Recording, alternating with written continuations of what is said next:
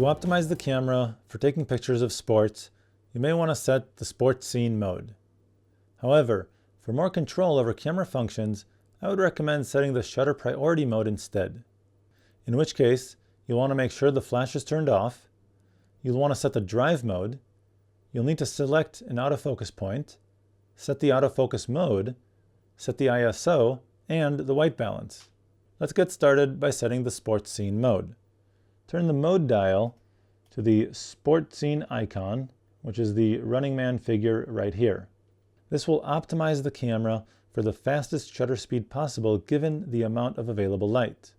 However, this does not give you control over things like ISO and white balance. To do that, I would recommend setting the Shutter Priority mode instead. Go ahead and turn the mode dial to TV. This stands for time value.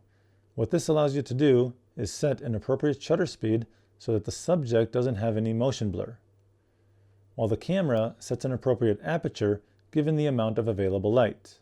You want to start with a shutter speed set to 1/250th of a second. This will really depend on how fast your subject is moving. You may need to increase this even further.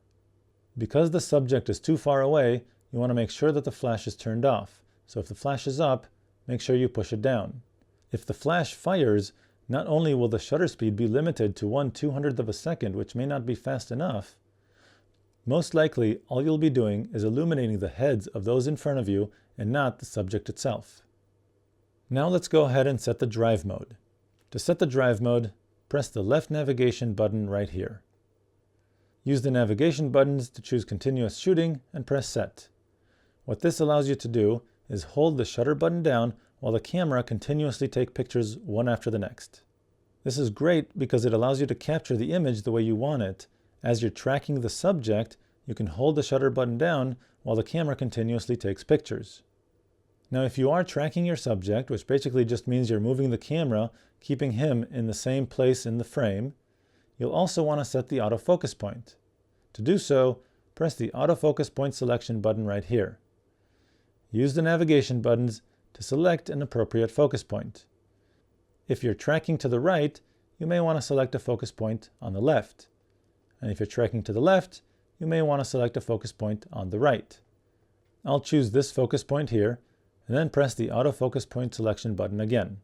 Now we'll need to select the autofocus mode. To do this, press the AF button or the right navigation button right here, and press that right navigation button again to select AI Servo.